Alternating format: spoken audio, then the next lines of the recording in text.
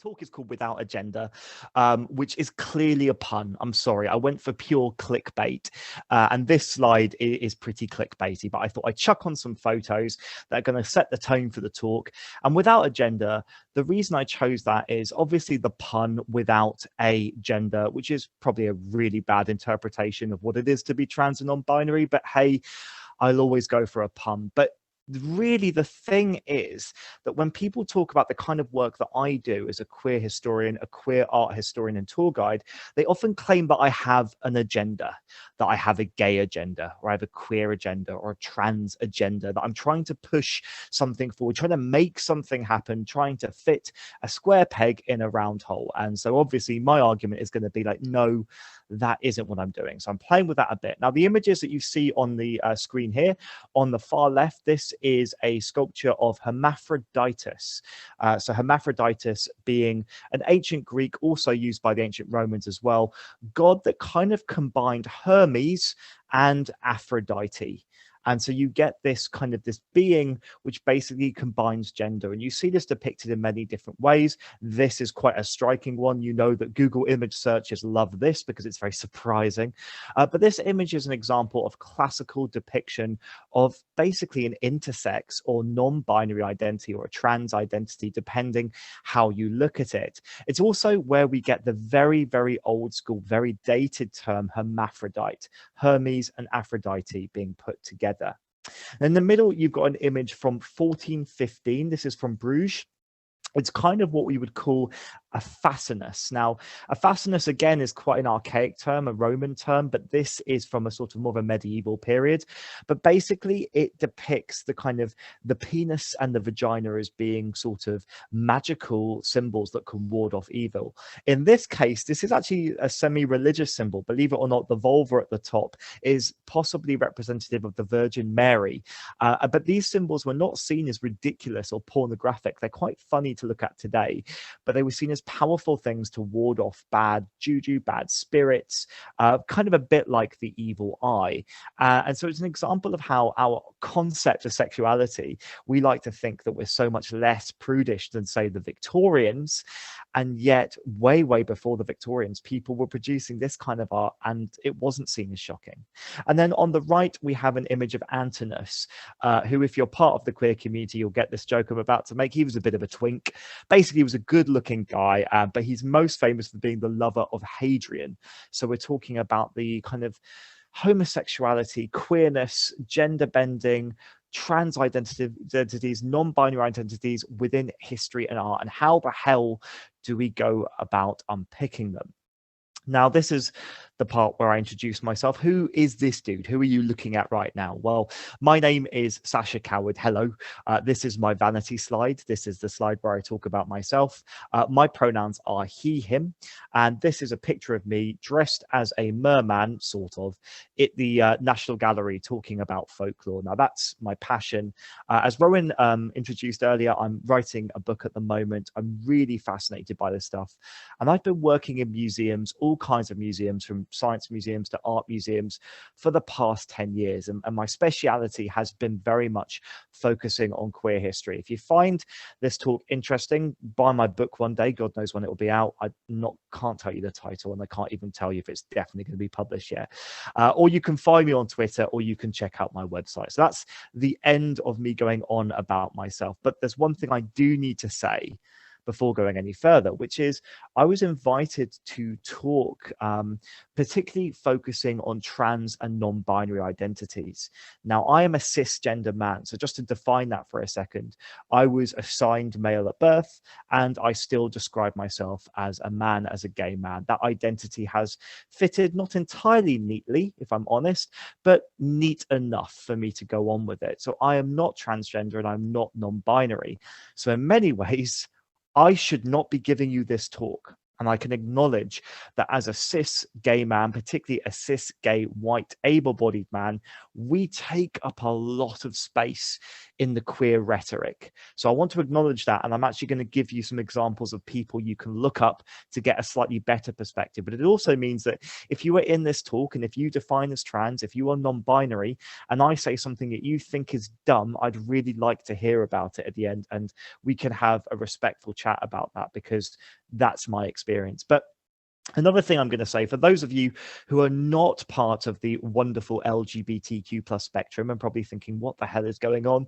I'm going to be using the word queer a hell of a lot. And apologies if you've had this defined a million times, but it is worth going into just a little bit. The word queer obviously was an insult for many, many years. When I grew up and went to school in the 90s and early 2000s, it was both an insult, but also some people were starting to use it. Some of the older teens were using it as an identity. Now, for me, queer is a reclaimed term. It's a term I find really empowering, and it's often used within academia to talk about art and history and culture, particularly those in the past, without having to use the alphabet spectrum of identities that don't always apply. Now, queer is also, I would say, a deeply political term. So I love this little tweet from my friend Luke, who says, not gay as in I empathize with the plight of X-Men, but queer as in Magneto was right. So if you're not a sci-fi nerd, that probably wasn't very funny at all. But if you use the word queer, you're probably suggesting a political narrative where you're kind of pushing back against heteronormativity, you're pushing back against the cis patriarchy. Just to define another set of terms, when I say cisgender, I mean those who live the gender that they were assigned at birth. When I say trans, I mean any one of any number of identities where people were assigned one gender at birth and now they live a different form of that identity. They may have changed genders, they may live somewhere in between, or they may switch between genders. And on the right there is just a sense of me acknowledging that I'm a bit of a boring white cis gay telling you this stuff.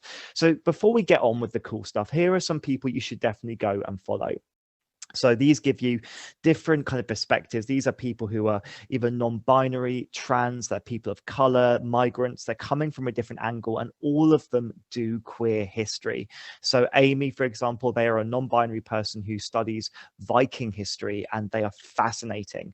Cheryl is a trans woman who has worked with the British Museum. And honestly, if you're at all interested in ancient Greek and Roman history, she has a fascinating perspective on that. Dan Vo does queer history with the Victorian and Albert Museum, and also brings in his identity as an Asian man, and also as being someone who's migrated. And then you've also got Holy Twink there. So if you want to get a bit more of a perspective on medieval queer history, these are some people to look at. So without further ado, you're stuck with me for the next 30 minutes or so. So I wanted to start with talking about some of the things that, if I'm just not going to mince my words, really piss me off when I'm doing history and art from a queer perspective. Now, believe it or not, before we can get into art and history and the things you maybe were expecting to see in this talk, we're actually going to start with the animal kingdom, because I want to start by framing the fact that to understand how long queerness has been around, you have to sort of understand the story that goes even beyond the human picture. Now, it was Robert Mugabe, everybody's favorite, who once said, not even animals do it. And he was referring to homosexuality and bisexuality when he said that.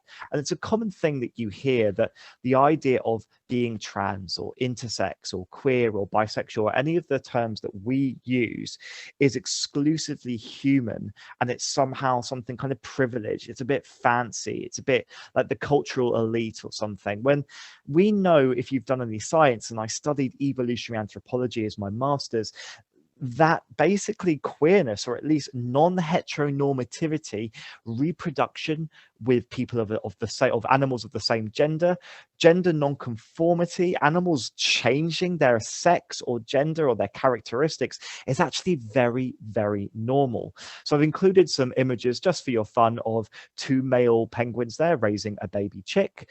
I've included an image from a wonderful book called Biological Exuberance by Bruce Bagamill, of two dolphins, two river dolphins. Both of them are male, reproducing or having sex together. Not exactly what you were expecting to have in this talk, was it? And I've also included two very cute little monotremes down there. These are platypi. And the fact that their sex chromosomes, if you look at the bottom, you'll see they have XY, XY, XY. They actually have up to 36 sexual chromosomes. So the complexity of gender and sexuality starts even before the human story, and even getting closer to humans. We've got a picture there of some bonobos, so these being one of our closest living relatives. So we've got chimpanzees and bonobos who are very closely related, and bonobos engage in sexual intercourse across every single gender binary boundary you could possibly imagine. So basically, it's a queer world. Queerness isn't this weird things that humans are putting onto the world. It's something that just kind of exists before we even gave it a word. Now, when we talk about queer history and when we talk about art, we are talking about such a tiny snapshot of the human experience, and it's worth putting that into perspective. So I've included a fidget spinner, the Parthenon, and landing on the moon. Everything that you can picture, every myth, legend, story, religion, political movement, terrible tragedy, everything you can picture. Do you see that little red square that I put around present day? That's when that happened. And yet, if you go all the way back for 3.7 million years, we've had humans. So the queer story, we only have that much of a story that we can even tell. It's within a snapshot, but we know from looking at the animal kingdom, this story goes way, way, way back. I also want to take a moment to acknowledge, and the big C word here, colonialism, is going to come into play. The fact that our understanding of gender and sexuality is very much framed by the world that we live in today, particularly the Western world that most of us on this call occupy today. But that many different times, places, peoples, and communities have had very different understandings of gender. So if anyone ever tells you, there's always just been men and women, and that's always just been the case, that is a very inaccurate and oversimplistic understanding. And an example here being of the indigenous people of Australia and the Torres Strait Islands. So these Aboriginal people who've existed for about 45,000 years in those areas have had understandings of gender which have sometimes a third sex or the ability to transition between genders. So these two women here would describe themselves as being sister girls, or the opposite version in terms of adjacent to trans men in Western cultures would be brother boys. The understanding that within indigenous communities, there is often understanding that gender is not this binary, it's more complicated than that. And a lot of that we've lost because of history, because of colonialism, because of, Christianity and Westernization coming in and taking place and removing some of the stuff that came before. Although it's really important to say that these people are very much alive today. They are not a historical artifact. They are a living people that still talk about themselves. So why then do I get really pissed off as a historian? Because I know this to be a fact. I know this to be true. And that's not just because I have some bias because I'm a gay man. It just means that I get really irritated when I see stories like this, for example. So this is Kunumotep and Nianungmun. So these are two men they basically found a temple, a burial ground for these two men. They are buried side by side. The depictions of all the hieroglyphs in the art shows them embracing, holding hands, incredibly close together. Just to throw a little bit of a joke here as a stereotype, they were also both hairdressers or beauticians, which I just love that as a stereotype. But they were clearly very, very close, and they were both buried together in something that was very rare in Egypt, that generally you would bury someone with their spouse. Basically, historians have done anything they possibly can to not read this as a queer relationship. One great thing here is from Tour Egypt. So if you're going on a tour of Egypt and you're looking to see which places you could go, they've written about this particular tomb. And they've said, however, others have speculated as to their relationship, even suggesting that they may have been gay companions, though this hardly seems likely given the depictions of their wives and family within the tomb. And as a historian, I just want to scream, because have you heard of Oscar Wilde? Have you heard of the fact that queer people often have very complex gender identities, sexual identities? They can have relationships, that gay men have and do still occasionally have wives and families, that also bisexual people exist. It's just such a basic reading. And this is where I get frustrated. And a lot of queer historians stepping into this role get frustrated because history for so long has been told in this one monolithic way that when you try to tell another narrative and you're not just trying to push an agenda, you're just looking at the facts in front of you and explaining what they mean, you get this weird sort of gaslighting that takes place. To the extent it's basically become a long-running online joke. As a great example, if you took a look at the top left there, this is an image of Sappho, Sappho being the famous poet from the Isle of Lesbos, which is where we get the word lesbian from. This is a painting of Sappho basically receiving cunnilingus from another woman with a bunch of mermaids making out in the background. And yet the description said a painting of Sappho and friends.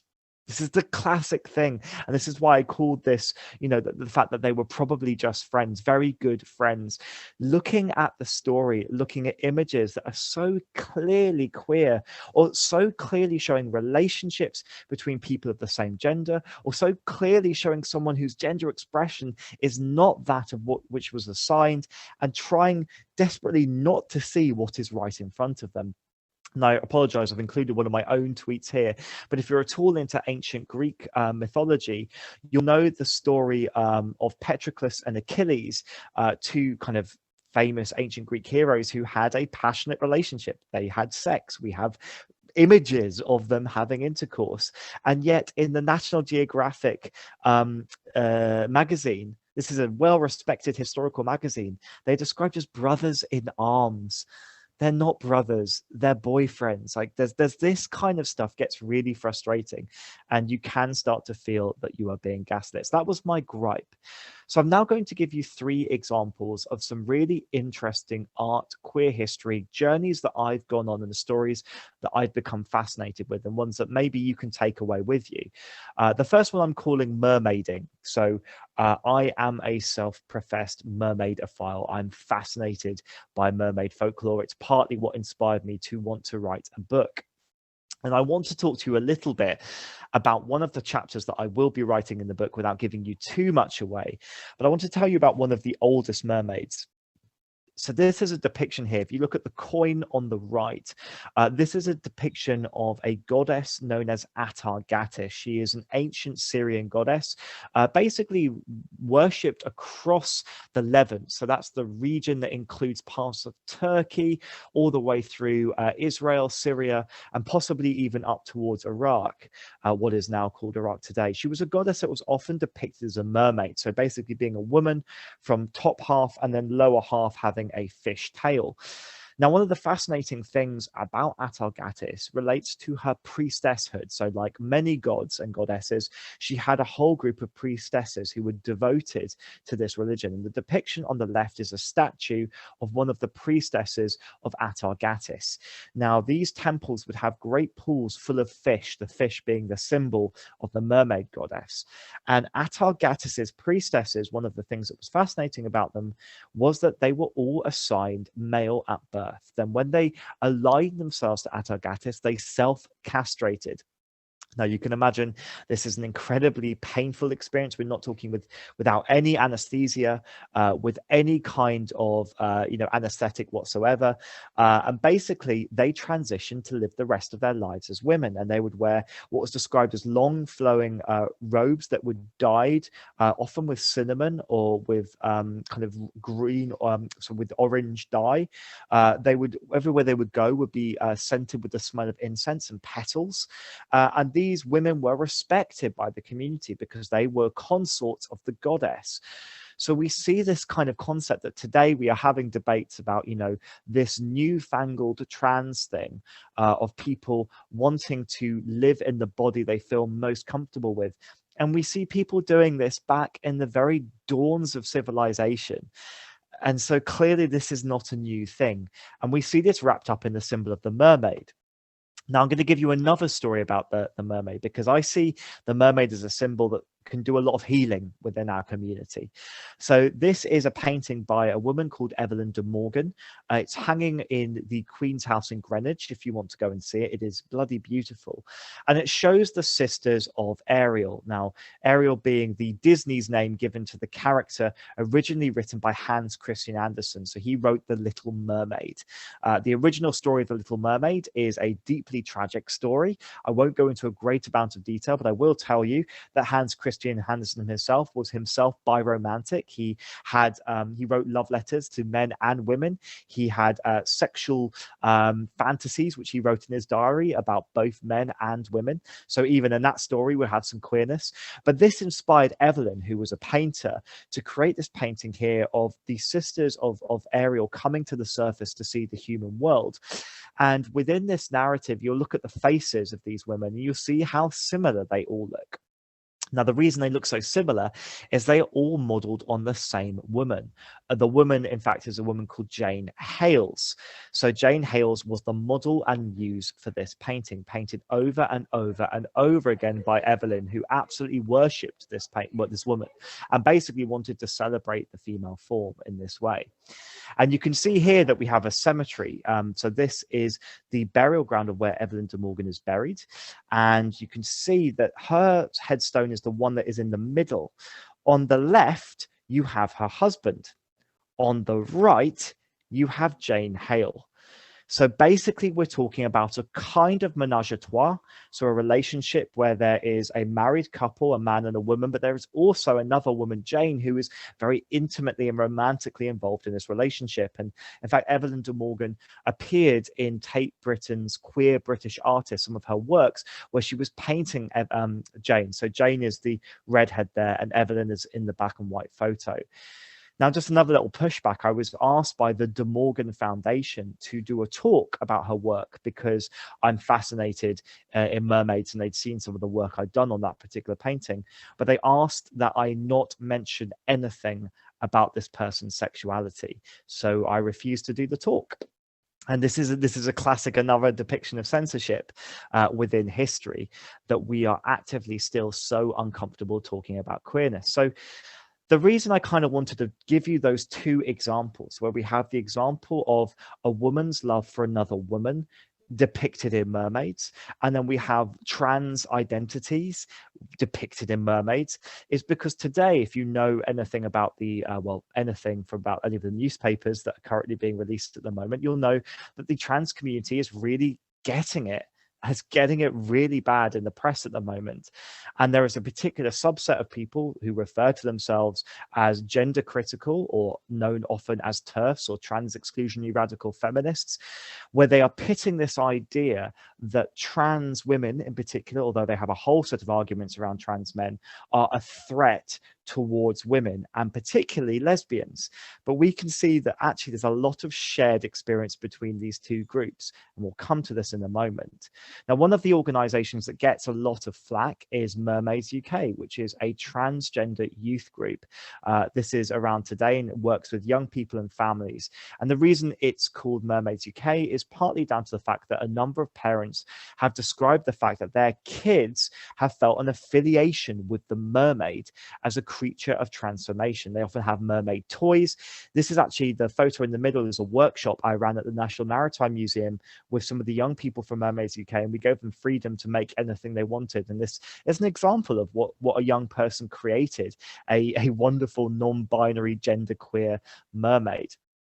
And this is where we come to the project that I got to work on, where I got to kind of take these community elements and put them together. So, I'm a gay man. I worked with Mermaids UK, with the young people within that community.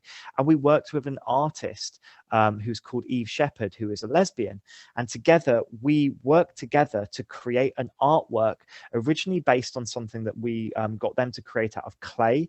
They then worked with her in the workshop to work this up into a clay maquette. And then this was cast in bronze. The goal was to get these young people to come into the National Maritime Museum, explore the collection, and tell their own story of being trans and non-binary, gender fluid. And so they created this character called the Person of the Sea, which combines the image of the mermaid. You can't see, but the figure has scales all the way down their back, but also has wings like the ancient siren or harpy. But the wings are supposed to look like a bird that has been buried or lost in an oil slick. So it's something that's trying to fly but is being held down. And when you press a button underneath the bust speaks with the voice of a young trans man who was part of this group. So what I'm trying to say here is a fun, crazy story of mermaids where you have trans identity, and then you also have queer women. And then today we've put these two identities together in a kind of healing experience to create a new artwork that is celebrating both and all of these identities. So this is one of my big things about art and culture in terms of what we do today, is it can be a huge bridge for us. Now, if you're not aware of the queer community and this all seems new to you, it may seem bizarre that there is a lot of infighting within the LGBTQ plus community, but sadly that there is, often triggered from afar. I would argue that a lot of the transphobia we see within our community, a lot of it is being funded from off in America. It's being pushed by organizations in Russia. Like, there is a very insidious thing happening here. And so one of the ways that we can push back is look at the shared queer experience and try to break down some of those divisions. Now, that might seem a bit namby-pamby and woolly, but for me, it was a profoundly moving experience. So sometimes queer history can bring us together. And sadly, sometimes it can cause conflict and it can cause division. Now, I can say that as a young gay man, when I used to go to the British Museum, I always loved museums. If I would look around, I would never see anyone that was like me. I would never see a relationship that looked like the relationship I was wanting to have, because I definitely didn't have a boyfriend when I was 15. But I thought, because of this, I must be an aberration, right? If the British Museum doesn't tell a story that includes me, then I must be some kind of alien freak. And this is speaking as like a cis white gay man. Imagine if you are intersex or non-binary or visibly gender fluid, going to a museum and not seeing yourself as part of the story, not seeing yourself in the artwork anywhere, basically leads you to the conclusion that maybe you don't exist at all. And for that reason, the LGBTQ plus community, we are desperate for heroes and figureheads. We are desperately looking for people in the past where we can see at least a reflection of ourselves. Now, some historians will argue that, this is bad history and that we're pushing an agenda. Generally, that's not the case. It just means that we have a lot more weight. We have more reason than just pure curiosity to look at queer history. We also have the need to basically build a world where we can be included, and that creates some friction and complexity. So I'm going to give you an example, and you may have heard of these two people. I'm using the term people, we'll come back to this in a moment. Anne Bonny and Mary Read. Both of them are known or described often in books as being cross-dressing female pirates. So these were both people who were assigned female at birth, and then during their life, both of them took to piracy. Anne Bonny, in fact, married a man called Jack Rackham, who was an infamous pirate. And for a long time, they were seen by the rest of their crewmates, the other pirates they worked with, as being men. Generally being young men. There's a few comments that, they were pubescent because they never had to shave, but they passed, like no one really questioned it. But at some point in both of their lives, both Anne and Mary were able to then kind of transition and basically be seen by their crew as being women and yet still functioning as pirates. And so their depictions are often we'll come back to this in a little bit, but you often get some very muddled depictions of how exactly do you depict Anne and Mary. It's also worth saying that their story is very heavily mythologized. So a lot of the stories that we get about Anne and Mary, we know they both existed, they were both real people, but we don't know how much of the story is real and how much is fantasy. It gets a little bit woolly. Now, one of the stories that is told is that Anne Bonny and Mary Read actually met aboard a pirate ship.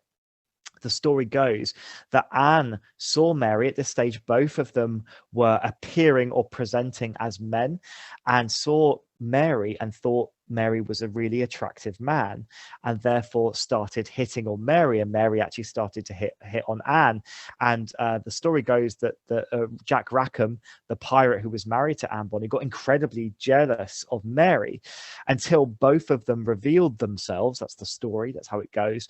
And they both discovered that neither of them was necessarily a man. And then there was this whole kind of confusion there. So we'll come back to that in a bit as well, because this story is so muddy. And this is the thing about queer history. When we talk about people who lived a long time ago, their stories don't often fit a nice, neat box or word or identity. In fact, a lot like a lot of us today. So we'll come back to Anne Bonny and Mary Read, but I'm going to tell you a brief story about the one time that I got myself into very hot water on Twitter because it's relevant. So I wrote an article for an archaeology magazine called Dig It, and I wrote a piece about what is known as the Burka burial. So we're now talking about Vikings for a second. So the Burka burial is a burial in Sweden, and it was a burial that for a long time, if you look at the bottom left, this is one of the drawings they did of the Burka burial. They found a skeleton surrounded by swords and axes. And so automatically, this character, this person who was buried, was described as being a warrior, and he, him pronouns were used. He was a great warrior. You can tell that he was a swordsman. You know, we can tell that he had died by a blunt trauma to the head on the forehead. Well, much later, when they actually had the ability to do genetic tests on skeletal material, they did a test on the Burka, on the burial.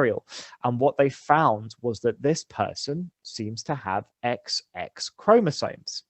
When they have tried to depict the person's face, and this is using facial reconstruction, using the bones that were originally there, you'll see the image top left is an image of what they think the person looked like when they passed away. It's a bit grisly, but there you go, science. And then an image there on the right is an artist's reproduction of what they think this person could have looked like.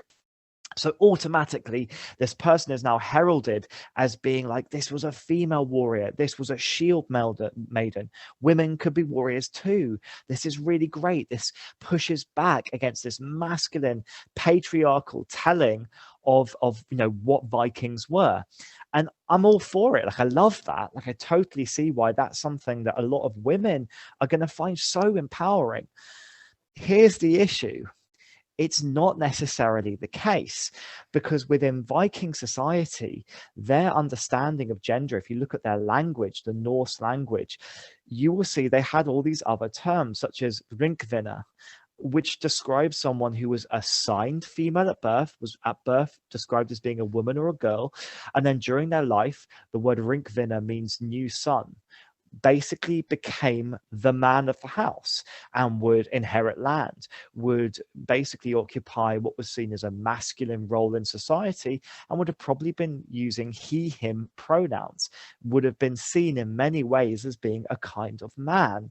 So you get into this really complex space. When I tried to write this article, it went up on Twitter. I had people from every single side you could imagine being upset with me. I had people who were upset that I was taking away the womanhood of this female warrior. How dare I do this to young girls? Take away this amazing Viking warrior who could be a really powerful icon for young women, and telling them that they too could be anything they want to be, and that Vikings were more complex than we thought.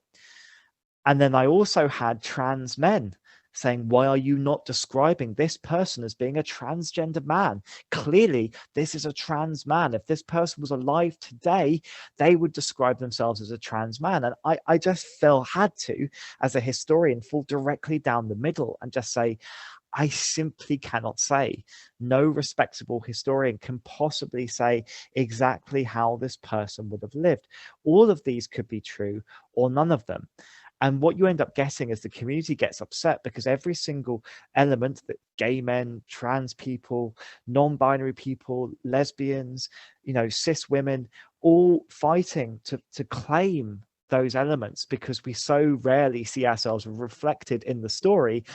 And sometimes it's not possible to hand a person over to a particular community. I very briefly touch on another example, William Brown.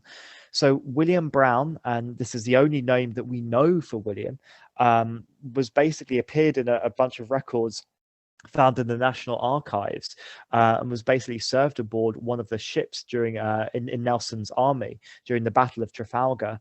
And later, based on the annual register text on the left, and I'm going to quote this text, so please apologies if I'm doing some misgendering here, but they were released on account of their being a woman. So this is a person who served in the army for a long period of time, was described as being a hale and hearty sailor, who was also, by the way, a person of color, was described as being of African descent, and who was later dismissed from the Navy because they decided on a medical exam that this person was in fact a woman. So again, who is William Brown? How would William Brown have described themselves? And it's a fantastic and fascinating thought debate, but it's so difficult to have. So let's go back to Anne Bonny. And that's the little bit there on being a female. That's the bit of text that comes up. Anne Bonny, who is the one of the so-called cross-dressing female pirates, how would Anne Bonny be best depicted? So here are some examples of how people could accurately depict Anne Bonny. Classically, Anne Bonny, because of their name, because they have a gendered name, is often depicted as being a cis woman, often even being a cis heterosexual woman who took on piracy to survive in a man's world. That could be true. Other people describe Anne Bonny as being a cis lesbian or cis bisexual because of the relationship that they supposedly had with Mary. Other people might describe them as being more androgynous. This is a person who passed as a man aboard a pirate ship. So an image such as the one above could possibly be the case. Some people describe Anne Bonny as being a kind of drag king, a performer, doing it for fame. So, for example, we have the drag king Landon Cider, who was inspired by the myth of Anne Bonny there. And some people describe Anne Bonny as being a trans man who wanted to live their life as a man. So could be depicted as the image on the right. And just to say that it was possible to have access to hormones even back in the 1600s and 1700s. And so you end up with this murky thing of who gets to claim someone like Anne Bonny. What was this pirate's pronouns? I would love to hear some of your interpretations and thoughts, because from my perspective, all of these are accurate and none of them are accurate. And it's what makes my life fascinating, but also very challenging. I also want to touch on something else. This is rose-tinted time machines. As a historian working in queer history, because I want to try to, validate people, give them something to feel validated by, to see themselves reflected, I also sometimes have to do this really awkward thing where I tell them that the past wasn't a wonderful place. So this is an image. It's actually my favorite image from all of history. This is a photograph from the Institute for Sexual Wissenschaft in Berlin. This was taken in the 1920s. This is a group of queer people of all kinds of gender and sexual identities, people who today may well have described as trans, as non-binary, gay, bisexual, whatever, at a costume party, and they're just having a really good time.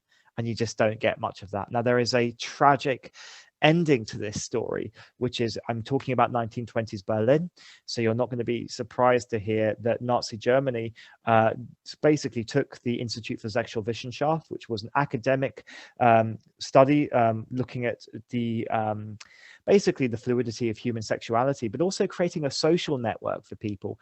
And they used a list that was kept by Magnus Hirschfeld, who was the man with the glasses there, who was studying. And they used the list of members to actually prosecute and take some of these queer people ended up in concentration camps and ended up losing their life.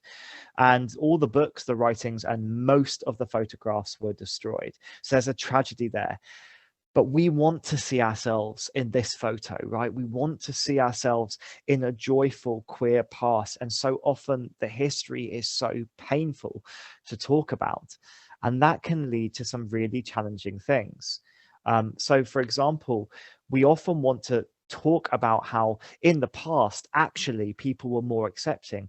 In the past actually it was a great place for queer people. Ancient Greece and ancient Rome were like one big gay bar. I understand the desire to do this, but the truth is so much more complex and problematic. This is a piece called The Warren Cup, which you can see at the British Museum. Now, one side, it shows two men engaging in anal intercourse, a same-sex relationship, and we know it's very obvious and well known that Roman and ancient Greek, that those worlds definitely had people who were bisexual and gay and queer, and that sexual interaction between two people of the same sex, as long as they were men, was deemed acceptable under certain restrictions. But then on the other side of the cup, you have an image of an adult man with what is clearly a prepubescent boy, right? It's not something we can use as a model to understand homosexuality and bisexuality amongst men today. We also have to understand that in the Roman world, the ancient Greek world, yeah, it was okay to have a boyfriend as long as you were the active partner and the younger person was the passive partner. Women, though, were treated atrociously. Even those people, and often specifically those people with many same-sex partners, were horrendous in the way that they objectified and treated their wives and women, who were basically chattel. This is not a model of homosexuality that we should be like celebrating as a whole. But I also understand the desire to try and find ourselves. Bottom left, this is an image that is often described to be of Sappho, who's a lesbian poet who was on the Isle of Lesbos, but it is actually probably just another thing entirely from basically a classical depiction of a Shakespearean tragedy, if I must say. But this particular character of Sappho is often celebrated. But then we also get the fact that Sappho apparently later fell in love with a man, and some people say drowned herself when she was rejected. And so this lesbian icon may have been bisexual, and that's an uncomfortable thing to say when this is where the word lesbian comes from. We have, for example, the image below, which is known as the Catteric Gallus. So Gallus was a term which basically also translates as eunuch, or someone, basically someone who was assigned male at birth and castrated, was castrated, and basically therefore lived in a slightly different role in society.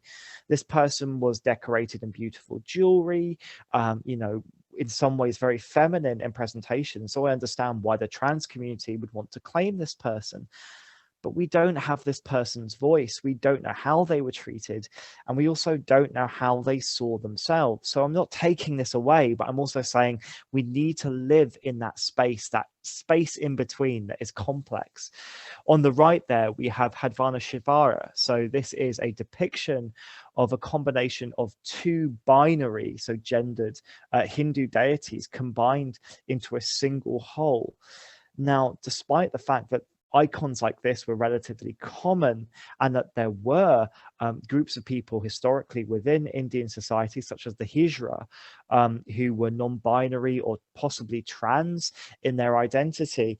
We also know that generally these societies, despite having these icons, were very rigidly patriarchal in many ways, and that being born a woman or being a man would say a lot about your future, the things you were allowed or not allowed to do. So whilst we can celebrate these symbols, we can't just say that just because they existed, it means everything was okay. We can't escape to the past because the future and the contemporary society is hard to deal with. So all that stuff is messy, really messy. And that's not even getting onto where we are today. So I want to talk a bit about why it's important to do the stuff that we do. Why is queer history important? Why is it not just this weird anecdote of people throwing around terms, looking at dead people and saying, oh, I think they were a lesbian? That's how it's often depicted. I want to try to convince you that this is actually really important work, partly because I'm up myself and I like to think I'm important, but mainly because I got into this because I'm passionate about it. But we live in a world today, these are newspaper articles in the past 2 years or so that show how people respond to depictions of queer people or queer people with children or working in history. The skirt on the drag queen goes swish, swish, swish was after a workshop running in the British Museum. You'll see outcry from parents as British Museum hosts storytime event for children hosted by a drag queen. And of course, we have the protests that were going on in Birmingham about don't confuse our children. I just want to take a moment to say, have you ever met a child that wasn't confused? That being said, there is such a backlash, even when often the rhetoric seems very accepting, where we say things like, I have many friends who are gay, and I totally accept that gay people should be allowed to live, and trans people should be allowed to call themselves whatever they want. There's always a but, and that but always means basically we are second class and we are dirty. We can't be taught to children. We shouldn't be taking up too much space in museums. We shouldn't be allowed to be in the mainstream. We should always be sidelined. And those were articles, obviously, from the far right. But we've also got The Guardian, which is, the US Guardian recently wrote an article to the UK complaining that the British Guardian's take on trans identities was really concerning. We have the likes of J.K. Rowling, previously known to be incredibly progressive on the left, very much stating that she hated bigotry, now becoming a symbol for a lot of transphobic rhetoric. We have newspapers as recently as a year ago saying, please don't pretend two dads is the new normal. Think of the language, how it's couched, but it's still happening. And we're not there yet. We're really not there yet.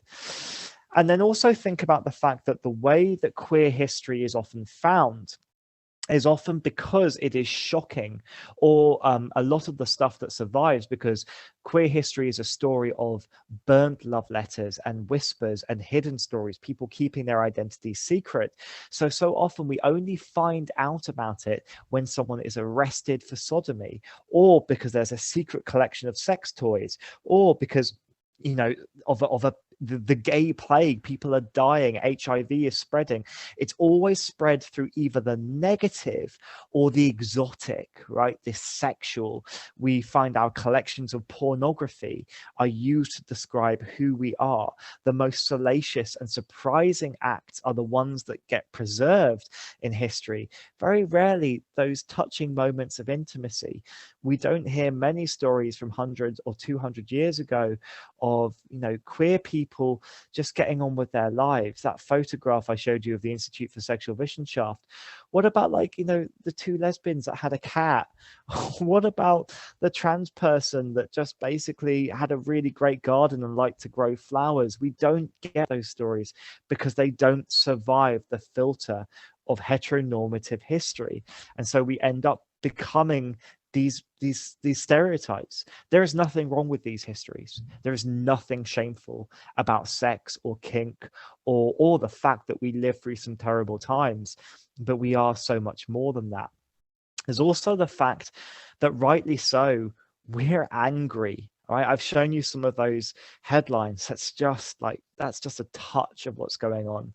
In many ways, my life as a gay man is so much easier than when I was younger as a teenager. I could not imagine that I would be allowed to marry, right? That's incredible. Wow, I have a husband. I have a son with two lesbian mums. It's incredible. In many ways, it's incredible. But there are so many things that are really, really frightening and dangerous and problematic. And so we are angry and we are sick of being polite. We're sick of asking politely for our rights. And so the language we use is often aggressive. We want to get your attention, and we're sick of being socially acceptable. But also, because we're using this language, it's another way that we can be vilified. We can just be seen as angry, ridiculous people who are just screaming and shouting and hyperbolic. And so all of this stuff is incredibly dangerous. We also have the fact that for a long time, queer history has been studied mostly by queer historians like myself, and we like to use long words, and we talk within an echo chamber of other people who understand all the stuff already that we're talking about. I imagine there are possibly a few people in this talk today that some of the stuff that I said has gone over your head, and that's not a critique. Of course, we can only understand the stuff that we live and we experience. And one of the challenging things with queer history is a lot of it is very complex. It's constructed and written specifically, often secretively, for another audience, for a queer audience. So John Addington Symonds here wrote this book back in the 1800s called Male Love, using Greek ethics as a code for homosexuality. People weren't using the words gay, they were using coded secret language to hint at their sexuality. The image on the right is a poem by Sappho, that lesbian, possibly lesbian poet I was describing, which was written in Coptic on basically papyrus that was wrapped around mummies. So our story has been so broken and disparate and hidden, and is often in deep academic text that, you know, in some ways, no wonder people struggle to understand us. But at the same time, it means we have a lot of work to do. So you're probably looking at that and going, wow, so if I were to care about queer history, the Daily Mail would hate me. I'd have to learn loads of long words. I'd probably upset loads of people on the internet, and it would be really hard. And I'd have to wade through this really murky stuff. What's the point? Is it worth it? And the fact of the matter is, of course, I'm going to tell you it is. It's deeply fascinating and rewarding. And queer history is just history. One day we won't need to call it queer history. One day I can just be a historian. That would be great. But also, we are doing this for a real purpose. If you think about, and I'm going to use the old conservative adage, someone please think of the children. I agree, please, let's think of the children. If we look at those people that identify as lesbian, gay, bisexual, transgender, and queer, look at the percentages at different ages, you will see those aged on that chart there, 16 to 24, make up the largest percentage, somewhere between 3.5 to 4.5% of young people are defining as LGBTQ+.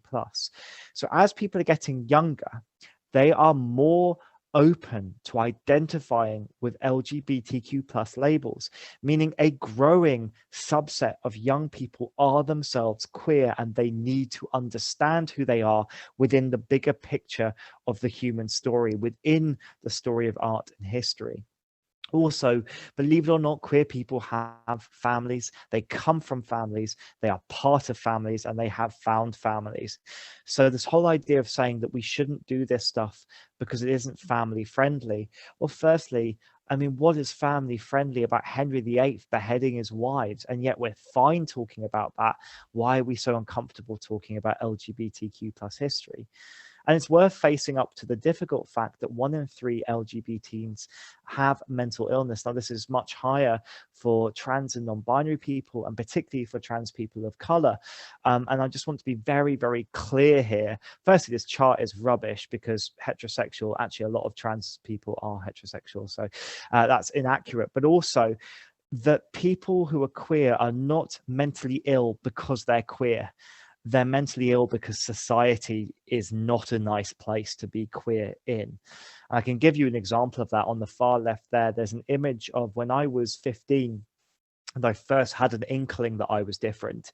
I actually used my family 1980s medical textbook to try to diagnose myself, work out what was going on. And I actually diagnosed myself with homosexuality. It was in the index, just underneath hoarseness of voice and above hormone replacement therapy for women. You know, if we don't give young people the ability to understand themselves from a queer perspective, those that are queer and those that aren't, they will go and find that information other places. And it might be in an outdated textbook. It might be a neo-Nazi video on YouTube. It might be someone who's going to lead them down a very dark path. And so we need to start to create a world which is more accepting and tells that whole story. And the last example there is one example of Anne Frank. Basically a story that has been so redacted that most people don't realize that within the original versions of Anne Frank's diary, she wrote about basically exploring bi-curious feelings, where she was describing the beauty of the male and the female form and how she had fallen in love with a female teacher. This was taken out of the book by her father when he edited it for publication. And this is what I want to make very clear about queer history. It is murky and strange because it's constantly being redacted and hidden, sometimes even by the people who wrote it. Finally, this is the kind of heavy thing, just to kind of explain why we in the West, in the UK, where we have gay marriage, we have rights now. What more do we need? Why do we need to be doing this kind of work? Well, one of them is the onus of the fact that around the world, here are the countries where some form of LGBTQ plus identity, be that homosexuality, bisexuality, or often it's all just lumped together. So a trans person would be lumped together with the idea of homosexuality, but is deemed illegal. There is a punishment, a criminal punishment. Even more scary, these are the places today where it is punishable by death. There is a death penalty for being queer. These are people, young people and old people, living in these places who literally cannot safely exist as who they are, a huge percentage of these populations. And so one of the reasons we have a responsibility is, you might notice that a number of these countries fall either within the Commonwealth, or they are part of nations where the UK specifically and many other European nations have been directly involved, whether through colonialism or imperialism. But we have basically shipped out a form of extreme puritanical morality, and then we've never gone back to really work on what impact that has. An example being, we've walked into a bar, we've smashed all of the glasses, poured the whiskey on the floor, left for 10 minutes, and now we walk back in again and go, God, this place is a dump.